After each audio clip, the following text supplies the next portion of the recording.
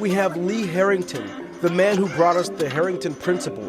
The Harrington Principle called Eat My Own Fat. It's a pretty cool thing. I think of like Pac-Man when I hear that. All right, we're here. We're ready to go. George, my co-host, George Chandler, he and I have been thinking about some of the most impactful ways to get to you, to stimulate the idea that no matter how bad your situation is, you can be healthy. You can do it even though you're aging. How you doing, George? I am well. How are you doing, D? I'm only doing fantastic. We have a guest, and I'm sure people are wondering, who's this dude? Who's the dude down there, man? Who's the white dude looking all debonair with the salt and pepper and all that stuff? Well, I want you to know we have a guest today who, for me, I don't know him. I read through his blog and stuff like that. He's got some great sayings. He's like Mike Tomlin of the Pittsburgh Steelers. He has a lot of great sayings, a lot of isms. And most of all, what I think I like about it is he's fearless. He was not afraid to tackle some of the most challenging things for a human being to challenge when it comes to your health as you're aging. So, George, if you would do us the honors and introduce our guest, since you do know him, and he's one of the people that has inspired you to take the leap into being fun, fit, and fasting. And on top of it, a part of the ketogenesis family. So talk to us. Introduce our guest, Lee Harrington. Yeah, sure. So before I do that, to quote Mike Tomlin, the standard is the standard. In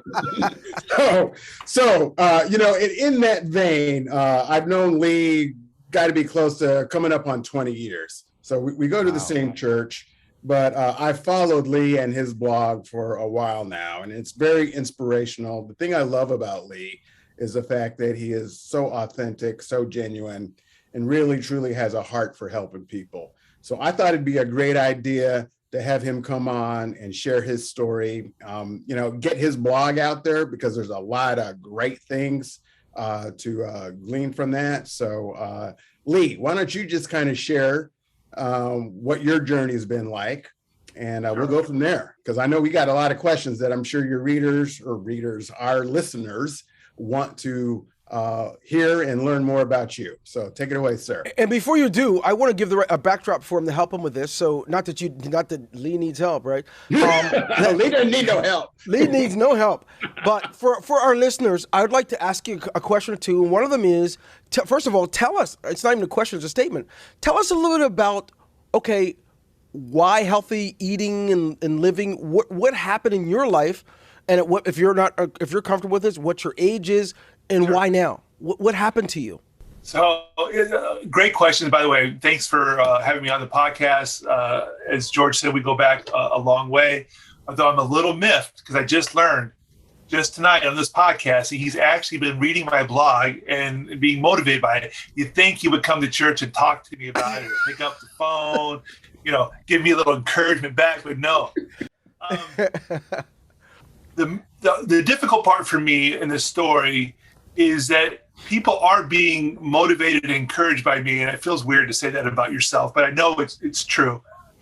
And they look at the transformation, and I look at the cause that I needed to transform, right? Okay. So this time last year, or right around April, I was 336 pounds, 56 then, I'm 57 now. My A1C had hit 11.2. For those who aren't familiar with, the numbers, diabetes starts at 6.5. Okay. 11.2 is in you're going to go blind and lose your feet and, have a heart attack range. I mean, it's really serious. And I've known people had even higher, but if I could jump in here real quick. So the A1C is kind of how doctors measure your treatment, right? How compliant you are with therapy and treatment. So to Lee's point, the lower that number is, the better. So 11 is not good, as Lee said. So 11 is not good at all. And so, and George known me long enough. So 10 years ago, I was 315, lost 80 pounds. I've looked for it everywhere, couldn't find it. No, hilarious. But I went from extra large tall to large. And, people were encouraged by me. I was feeling, about as good as a person could feel about themselves. And then he looked good, the next 9 years, gained it all back, and then 20 more. And so, I knew what to do. I mean, all of these 9 years of putting on the weight, I knew what to do.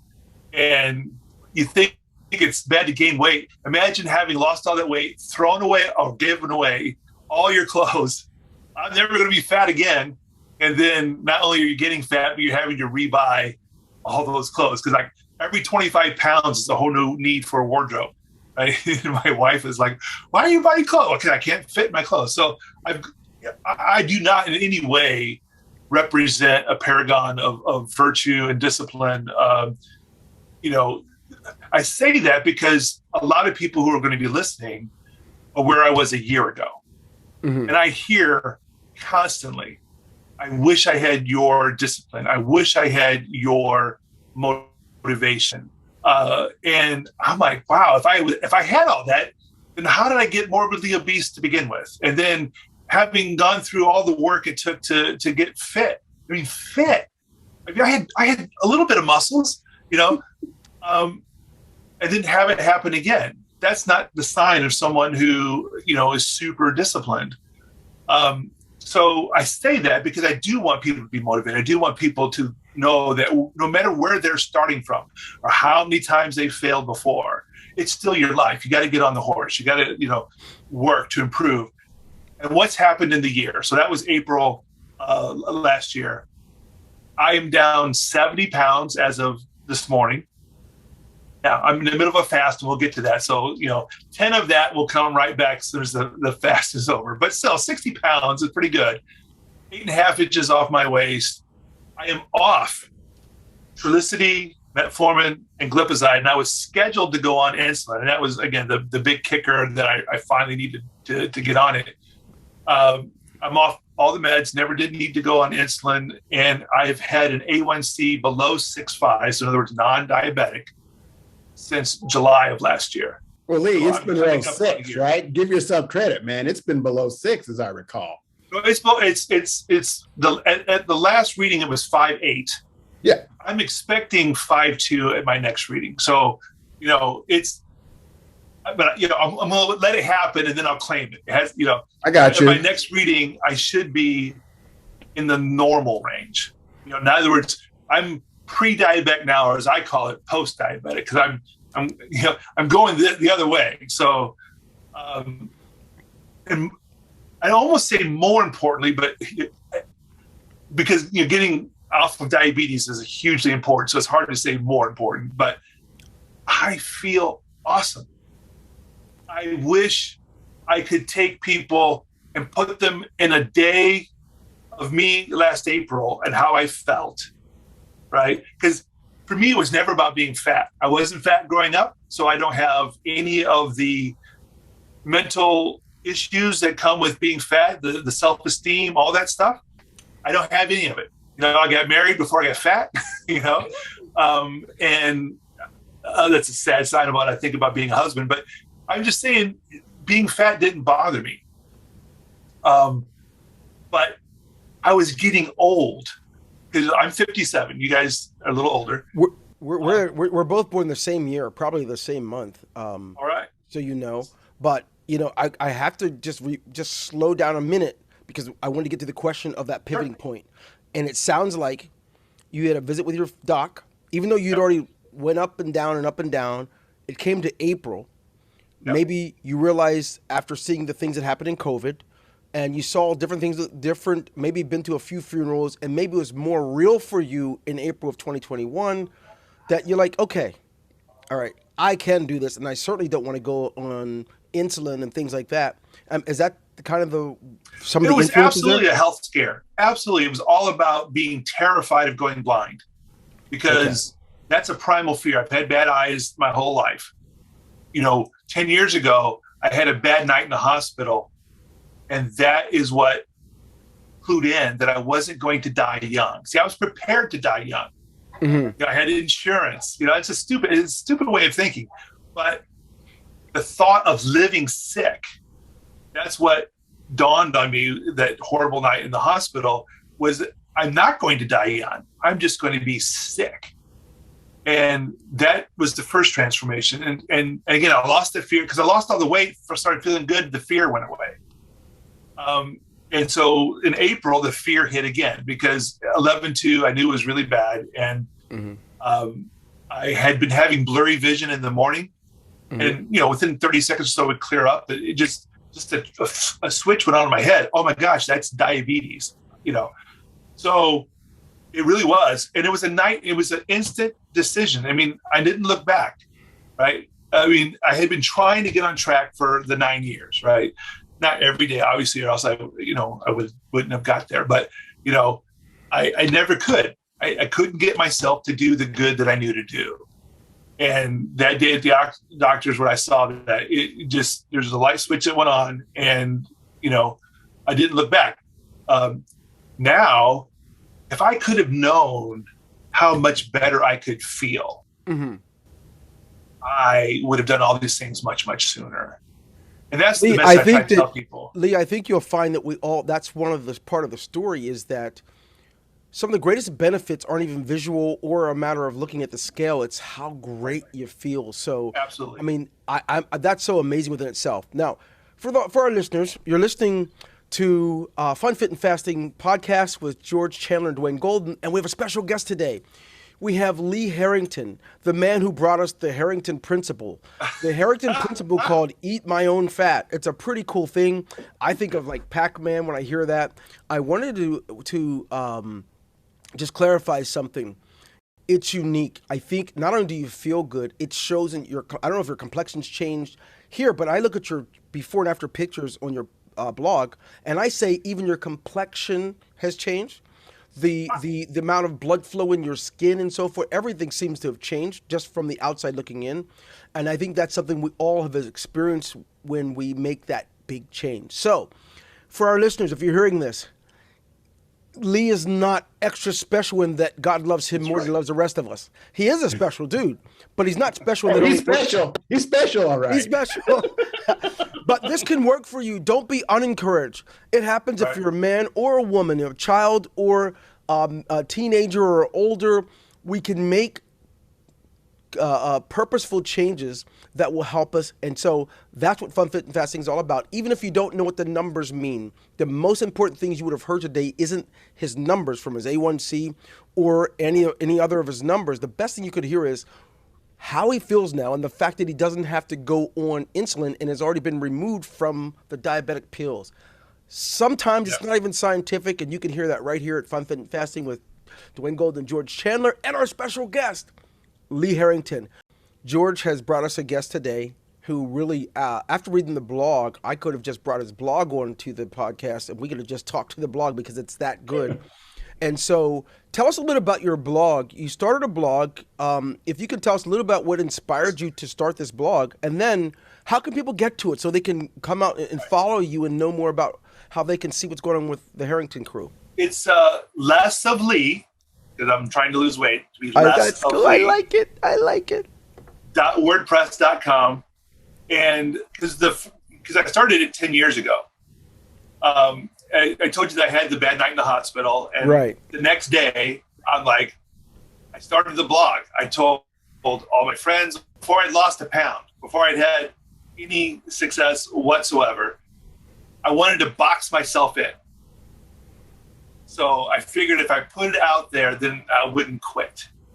I'm not recommending that as a method, but for my personality, that worked. So everything, and if you went, blogs are in reverse order, right? You go there, you see the most recent articles. But if you went back and read mine in order, you'd see me starting at 315, losing all the weight and all the lessons that I was learning. Because I basically write the blog for me, right? I learn and I write.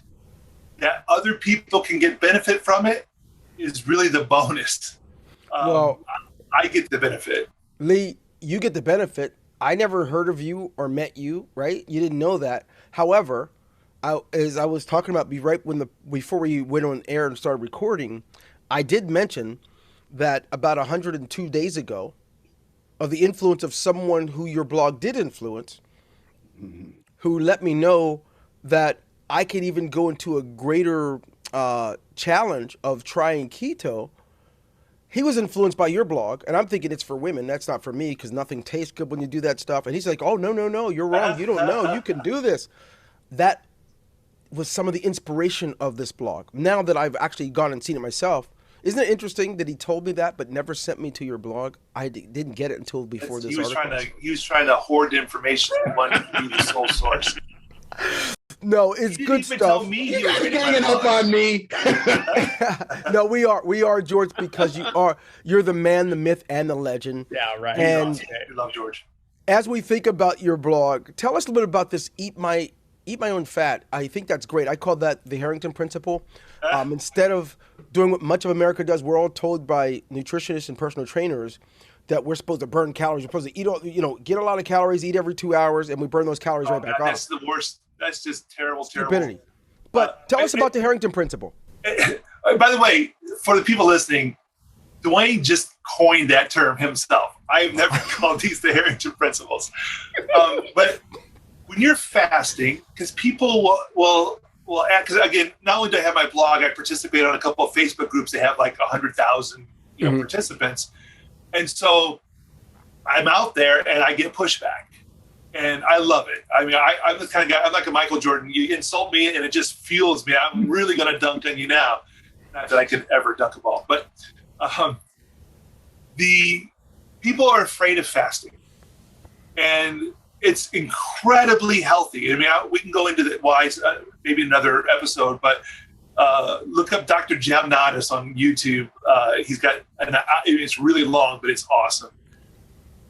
And when I try to explain to people, I'm not going without food. I'm just not eating. I'm eating my own fat. I have copious amounts of fat, which means it's food I've already eaten that was stored away for winter or famine, but winter and famine never arrive. So in order for me to eat my fat, I have to not eat any further food. And when you have that mindset, because people are, oh, you're going to get malnourished. Do you realize how long I would have to fast to get malnourished? I mean, yes, if you take a 20-year-old draftee in the military and, they're not fat at all, and then you fast them, or, prison camps, I mean, yes, you can get to the point, but you have to get rid of all this fat. Before that happens, yes. You start becoming malnourished. Now, you want salt and you want copious water, and I take my multivitamin, not because I believe I need to when I'm on a 5-day fast, but anyhow, so that's my mindset. I'm not going without food. I'm just going without eating. I'm eating my own fat. What you're listening to is Lee Harrington are you in the Chicago area, Lee? Yeah. Yeah, in greater Chicago, who has had his own battles for about 10 or 11 years and has really hit a pivoting point as of April 2021. Lee has found a sweet spot. He's dropped 70 pounds or so. It looks great. We'll show you, for those who are on video podcast, you'll be able to see on the screen the before and after. What amazing feat here for you. And I do have a question for both you and George as we sit here. I have learned that in this whole quest for wellness and being healthy, that I had to get to a point where I really didn't give much of any care about what someone's quote unquote expert opinion is about me, whether I'm fasting or eating something different, or I've decided, I'm not going to, I stopped eating bread and sugar. Well, if you say it in front of the wrong person, they're going to tell you, oh, you're going to get sick. You should have talked to your doctor. They're going to tell you that they're experts, right? And so Everyone's an expert. Have either of you guys got to a point where you said, you know what, I just don't care. I'm not even going to tell you. When you say, wow, what are you doing? I'm just like, oh, I'm just doing some stuff. Tell me about yourselves. Let's start with you, George. So, I mean, I will still tell people, but, like you said, I really don't care what they think. And if they challenge it, then I'd say, so, do the research, right? Right. So there's a lot of evidence-based medicine, as I'll say, where there's a lot of studies, stuff that support keto diet as one option and intermittent fasting as a way to get healthier, like Lee has already talked about. So, and the beauty I think the big So you thing- don't tell them to eat your fat, right? no. That's Lee's thing. Those might be fighting words to some people. I know. It's like, what? Sorry. I tell people I'm eating my fat. Other than Right. rubbing George's belly and saying, "What are you going to do about this at church?" I do not go up to people and say, "You look kind of fat. Why don't you just eat your own fat?" I don't do that. But if they make you angry by judging you, you don't tell them to eat your fat, right? No, well, I thrive off of a challenge. So that's a character defect, really. So I'm the kind of guy that can be in a room with 200 people against me, and I'll be ready to take on all comers. That's just my nature. I have to stop seeking out confrontation. So I don't have a problem. I get it all the time. Like I said, I'm on a forum with 100,000 members. Right. Now, 100,000 people don't write, but plenty do. And I just block them. I mean, you get to say one rude thing to me. Right? Yeah. The moment you do, I block you to keep me, not from hearing, to keep me from responding, because I have a mean streak. I don't know if George has seen it yet, but I heard. No, I'm kidding. But I do. I have an ungodly part of my character, and I will say cruel and mean things when someone says, I'm editing my words. I really want to say, but you got to know you, right? If you're not like me, then don't be public with what you're doing, because you will hear from everybody that what you're doing is going to kill you. Right. I don't care when you're eating chips and drinking, full sugar pop and gaining weight. Almost nobody, because we can't fat shame. We can't tell anybody that what they're doing is hurting them. But the moment you try to do any form, vegans get it too. I mean, now they're obnoxious in their own right. They deserve it. No, I'm kidding, vegans. I'm totally kidding. No matter what you would do, whether it's keto, whether it's the Mediterranean diet, no matter what you do, right, there are going to be people who think it's wrong, and so without any evidence or anything, just their opinion.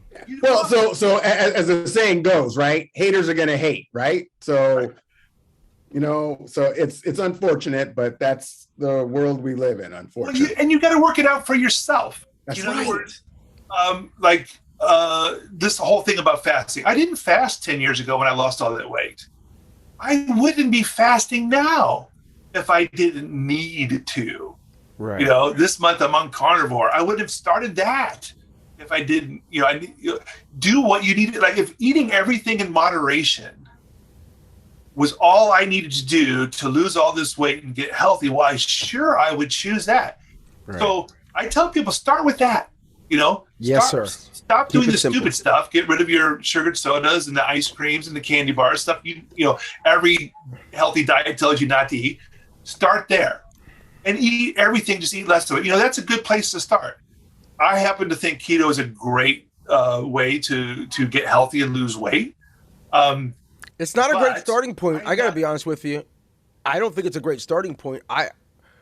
I've been doing it 3 years now. I'm just now getting to keto. It's hard enough to stop my potato chips and my donuts and my pie. That's hard enough. And the sugar, I got to stop the sugar too. I mean, that's a huge ask. And then to go right into keto, I think it's setting some up for failure. I love what you're saying, because I had to lose 47 pounds first, right?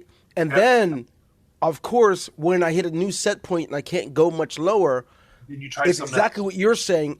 I had to find ways to do something different. And that knocked off another 28 pounds just by switching to keto. Now, I don't know what's next. If I've got to all of a sudden start walking with my hands everywhere, I don't know what the answer is to go further. But you're hearing an interview with Lee Harrington, one who's been on the road for a while with the idea of living healthy, losing weight, or weight management. And he's does a lot of cool stuff. What's really neat is he has a simple perspective, and that is keep it simple. Just start off simple, do what you can do, and you can grow and mature in this idea of wellness, and you can add more as you go along. And as we talk to Lee out of the greater Chicago area, he has a blog. We want to make sure that you can certainly look on the screen, and then for those who are in the audio podcast, you will hear it again, what his blog is. Lee, as I think about the idea of what it means to be a family man, George is a husband and father. I'm a husband and father. Husband and father, and 3 daughters. you are as well. Talk a little bit about how you do this and you don't disrupt or try to force it on your family, or tell us a little bit about that, because our listeners are going to want to know, how can I do this without making my family hate me, want to throw me out, or how do I do it without becoming a bully and trying to force everyone to do my thing? Talk to us about that. So my kids are grown, so this time around is certainly much easier. Good. So 10 years ago, so let me back it up to the transmission 10 years ago that's more relevant. So I had kids, teenagers at the time. Mm-hmm. I didn't try to make them eat the way I ate. I would feel bad. I'm eating healthy food and they're eating crap. But I did have a supportive wife. She was supportive then and still. And we went through it together. So we were both eating the same kinds of food. But you can't wait or depend on other people. Right. If you're depending on other people for how you eat, stop. That's right. But one of my phrases is start where you are and make progress. Yeah. Okay. Yeah. But you can't make progress for anybody but yourself. And so my youngest has actually moved back home for a time. Mm-hmm. It happens, right? And now we got stuff in the house that for the last year has we didn't not have in been the there. House. Because I tell people, again, I got my Lee-isms, Harrington's principles, but I don't have infinite amounts of self-control. But if you use self-control at the right times, like when you go to this shopping, you only need an hour of self-control to get past all the food you shouldn't eat and not buy it. Right. If you do that for just an hour, when you get home, the rest of the week, you don't need willpower to not eat the food. But now I got mac and cheese and everything in my house that I love to eat. Now, I'm not going to say to my daughter, who I'm glad is home, right? And I want her to feel welcomed. I mean, she's regathering her life, right? You don't come back home as an adult unless there's things to regather from, and she is. Sure. So the last thing I want to do is put my dietary restrictions on her. So you have to be an adult. You have to, the presence of donuts doesn't mean you have to eat one. Amen. Right? You Amen. can't say, oh, I can't eat right because when I go to the office, there's donuts in the meeting. You do not have to pick up a donut. You don't have to eat just because something's there. So as a parent, depending on what age, right, you want your kids to eat healthy. You're learning about it. You're trying to change it. But my kids were already pretty old. Like, had I been this way, I would have raised my kids to never eat junk food. But that wasn't how I raised them. And so I lost you there, Dwayne. One moment. Oh, okay. So anyway, that's how I it's a challenge. I mean, people say it to me all the time, like all I can say is that if someone else is shopping for you and they won't buy you the foods that you need to eat, then go shop for yourself. If someone else is cooking for you and they won't cook what you need to eat, cook for yourself. That's right. I mean, some things you just got to do. You're filled with excuses. I have excuses too. And it's all about progress, not perfection. Another one of my treasured phrases. You can't do everything overnight. And I'm further enough in my journey that it's already some people are looking like I'm an alien, because they can't relate. And what I keep saying is that it's just, you start where you are and you make progress. And I say, how much more? A little more. How much further? A little further, right? So what I'm doing now is stuff that some people simply couldn't do. But guess what? I couldn't do it a year ago either. You couldn't do it 11 years ago. So the cool thing is, a little more. One little bit at a time. That's right. As we talk to Lee Harrington, I wanted to make sure we can come down to the idea of, like, first of all, most people, the idea of needing 70 pounds They're like, oh, I only need 40 before this wedding I have to go to, but 70? So maybe I can do it. There are others that are like, I need to lose 100, but if I can get to 70, I know I can get to 100. There's different stories. So let's talk a little bit about goals, right? Or goal setting. I know for each of us, it's going to be different. I'm going to give an example, and then I'm going to talk to you and George and get some feedback for our listeners so they can find out not only is this stuff possible if you apply it, but it's possible for anyone who would dare endeavor to just start moving forward. For me, I had a goal. I wanted to get, my original was to get to 165. I was at 215, and I got down to the 167 for like 2 days, and then I just maintained 175 to 180. And then, of course, by the time George talked to me about your blog or keto, I was at 188. Now I'm at 160, 162. My goal now, I went and looked online and saw that for my height, the perfect weight for me is a guy that's 5'7", would be about 159. I'm like, and I want to go there, but I don't want to look sickly and blah, blah, blah. But that's the goal, right? So I've got 3 more pounds, and I just got to maintain it once I'm there. Everybody's different. So as we have listeners, I would like to know a little bit about your goals. I know you guys have made some progress. And let's start with you, George. And then if you could, Lee, take us home with your goal. We know what the 70 pounds, right? We know you're doing some really cool stuff. But where are you going? And because that's important. Most people that are listening, they have goals. Some are linear, very short goals. They have a wedding, a graduation. They've got something coming up, and that's all they need to do is fit the suit or fit the dress. But there are some who just want to be healthy because they're aging. Talk to us. George Chandler, where are you headed, buddy? Yeah. So, I think you bring up some really good points. It's about weight and, well, it's not about weight is what I'm trying to say, but people focus a lot on that. I think a lot of it has to do with, okay, how much you weigh, how tall you are, BMI. I don't necessarily put a whole lot of stock in those numbers. I'll say some stock, right? But I think measuring your waist, right? Like around your navel. So, I mean, if you're 250 pounds and you've got a 28-inch waist, I mean, I think you're good. You're going to look a little funny. Speaking, right? Yeah. Right. So, again, I have my goals. I am about 40 pounds away from mine. So I still am on my journey. Even though it's not about the pounds, it has more to do with your health, but you're using that as a measurement. Correct. Okay. Correct. Yes. Yes. So Lee's A1C is better than mine. So my goal also is to get to where it's in the normal range. Okay. So those are the things that I'm kind of looking at. So more than necessarily a weight per se. Do you believe, before Lee answers, do you believe that the idea, when I was in the Army, you guys are probably both Air Force, but I was in the Army and my first sergeant would tell me, hey, Golden, if you aim at nothing, you're going to hit it every time. And it's so important to have a specific target, whatever that target is, because then your brain can participate and you're likely to get there. But if you just randomly, hey, I'm just trying to eat healthy, right? It's hard to have measurable differences and or make progress. So out of curiosity, do you find that just putting the 40 pounds there, even though it's not about the weight, makes it easier for you to stay on track? Or absolutely. So, and Lee and I have talked about this offline, and Dee, I know you and I have as well.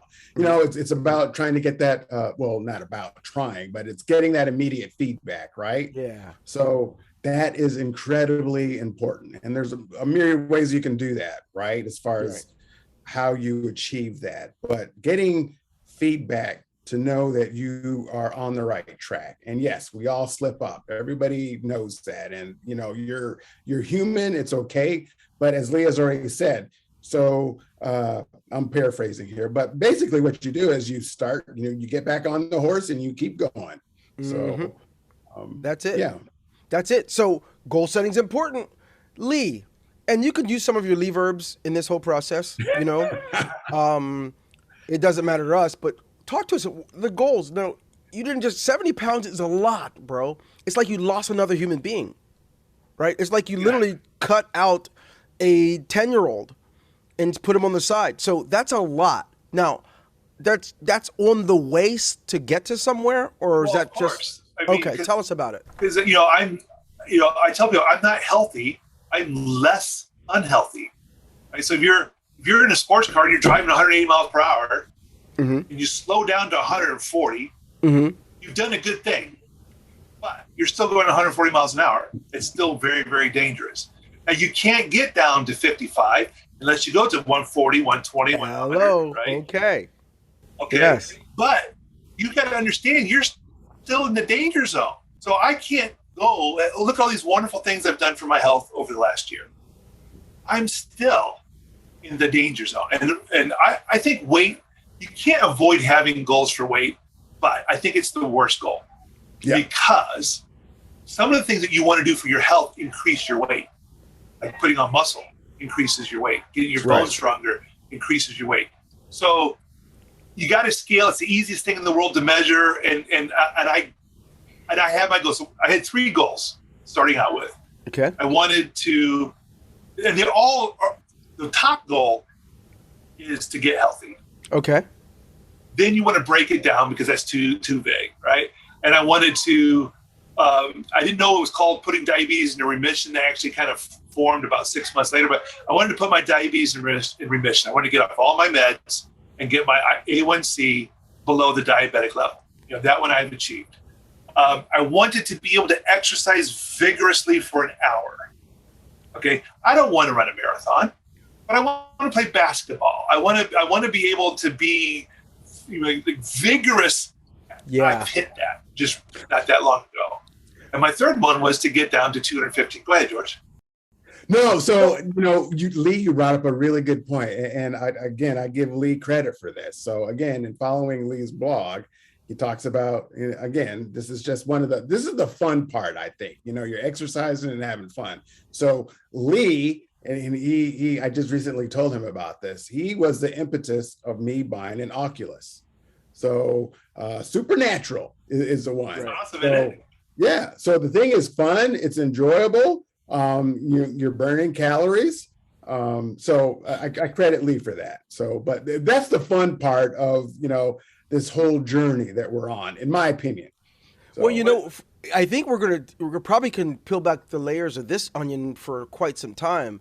I find that, and maybe it's just because of where I live, or maybe I'm not as in touch as much, because Oculus sounds great, but part of the problem for me when the weight started, it started when I was about 38, 39. I got to a point in my life, it got so busy that I hired we paid someone to do the lawn. We paid someone to clean the pool. We paid someone to do this. Pay someone to do the car lot.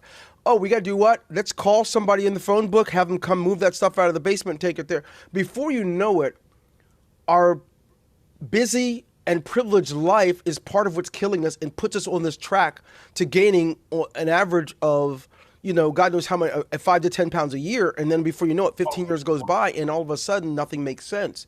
And so one of the things that I found that is fun is like today, we stopped, we have a company used to come and cut the grass, but for the last couple of weeks, now we're talking about like an acre. So I insist on doing it all by hand. So today in about 3 hours, I was done, but all the calories I burned, the steps, I was drenched.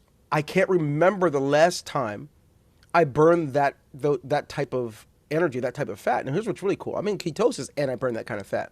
In the old days, like you guys, I played basketball, full court games until we got unseated. Oh, yeah. We would play all day. And that back in my 30s, I could do that. But I haven't been busy since, and that's how I got fat. So the goal was to be able to get to a point where I can enjoy my life with my kids and play ball and do stuff again. But what's cool about it now is just by letting go of some of these things that I used to pay everybody else to do. It's a shame. It's a Western world thing. And much of the world still does their own thing. And by the way, this one's going to get you.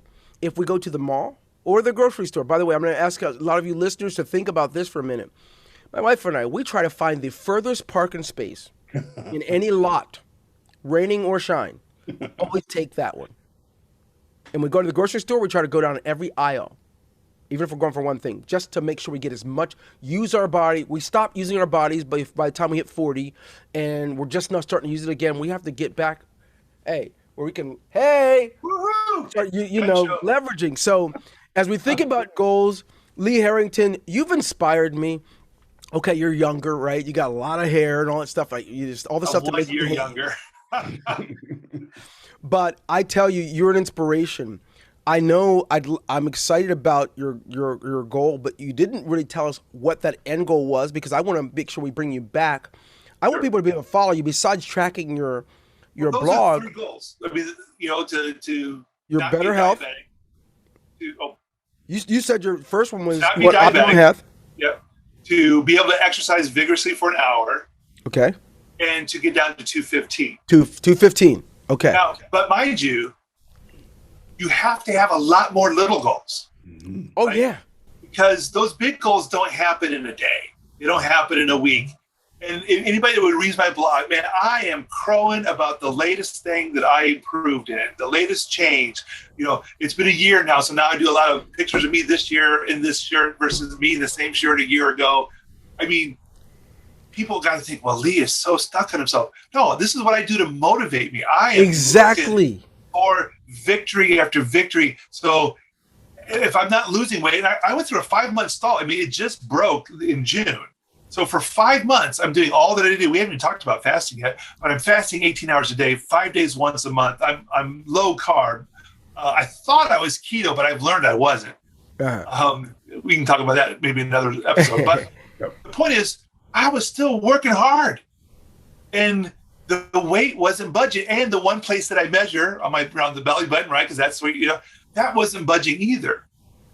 But someone to look, Lee, I can see the changes. So I went and took a picture of me from January and then a picture of me recently, and I put them side by side. My belly's lifting, my overhang, which you can't measure, right? It was lifting up. I'm seeing parts I haven't seen in a long while. I see that my fat folds have fat folds.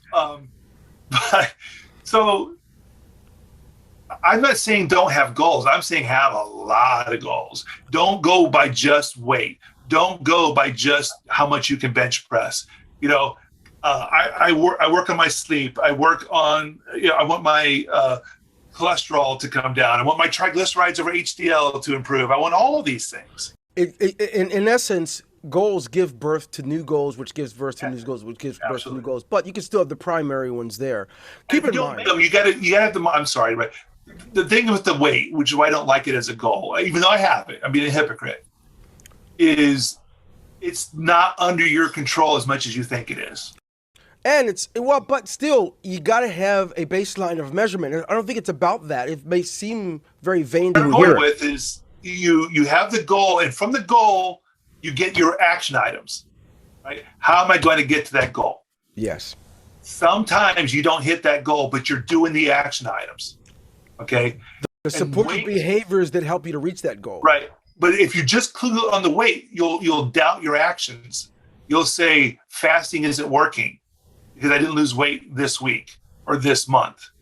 That's where I'm going with that. You can't be clued in on just that one metric. It's the easiest goal to have, and we all want to lose weight. I don't want to lose weight. I want to lose fat. Okay. And sometimes you lose fat, and guess what? Your body sucks up water and puts it in those fat cells. And therefore, you don't realize the benefit of having lost the fat just yet because your body's holding on to it. That's what I mean by saying everything isn't under your control when it comes to weight. But also, I want to add something to that. These are my action items. As you talk about that, and I want our listeners to recognize this, you literally can have the exact same weight, period, for 2 or 3 months, and then still lose 2 or 3 inches. And so your body shifts. It's asympathetic. It's by nature. And so everything Lee's saying, the Lee verbs, he's spot on.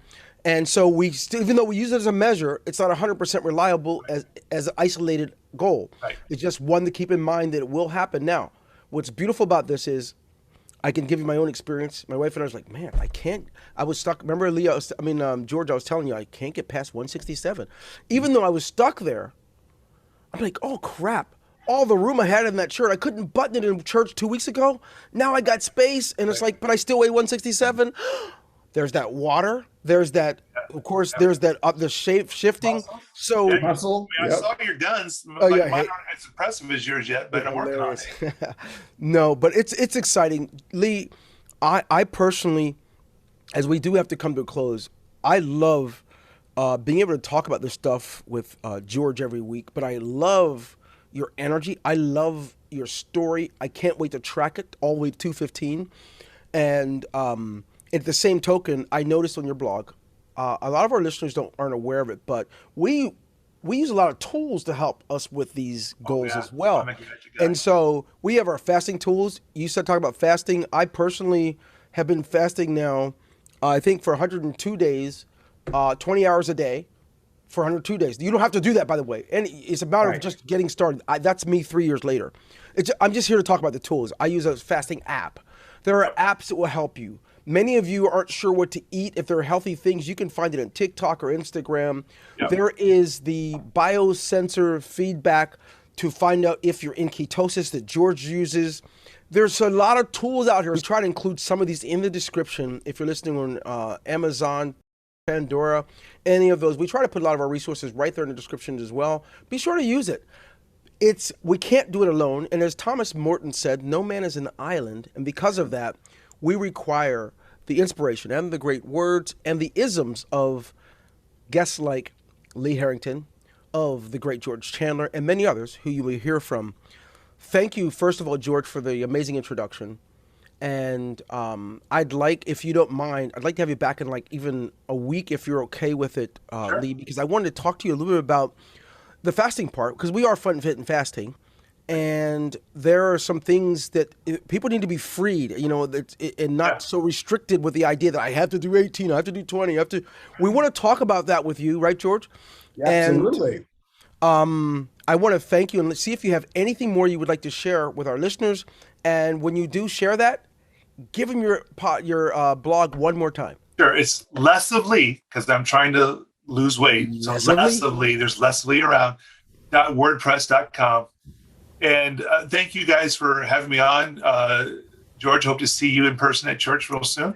Hey, so, in my defense, right? So I am trying to, knock on wood, I have not got COVID. So I have had multiple COVID tests, and every one of them has been negative. So I'm a little gun shy because I cannot afford to be sick. So that's my excuse, and I'm sticking to it.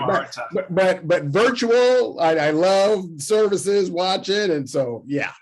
So okay, I thought maybe you were afraid that because what Lee already said, when he's in church, if he sees that big belly poking out, he'll start rubbing it and trying to see if he can help you deliver or something. So if that's what it is, don't be ashamed. Tell us you don't want him doing that. Well, I do want people to know you can enjoy the journey. Matter of fact, you need to put effort in to find the journey, find the joy. What works for you, right? Right. Yeah. In other words, George ended up liking what I liked in terms of the virtual reality headset. Yeah. And 99.9% of the people are not going to want one of those or get one. That's totally fine. You don't need to find what's fun for me. You need to find what's fun for you. Amen.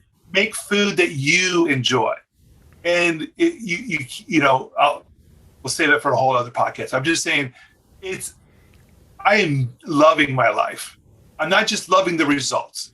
It's evident. I'm enjoying the process. Amen. And it takes effort to get there because changing what you eat is not fun. Exercising when you haven't been is not instantly fun. In fact, it's so not fun, it makes George angry. George gets angry if he doesn't have some popcorn within a vicinity. Crazy. Anyway, thank you for being here. He's just saying that because he knows that's my weakness. Hey, you guys, I want to make sure it's clear. You guys heard it. Less of Lee at .wordpress.com. This guy, I love the place. You're a great writer, by the way. I don't know if anyone talks to you about that or not. You're a really good writer. It's easy to follow. Thank you for bringing us some value today on the Fun, Fit, and Fasting podcast. Looking forward to talking to you again in just another week. In the meantime, God bless you and your family, your daughter, your wife, and you have a son or whoever's in your household. God bless you. 3 daughters. 3 daughters. On behalf of Fun, Fit, and Fasting podcast, we wish you and yours the greatest. Have a good night. Thanks, guys. Thank you, Lee. Right, take care.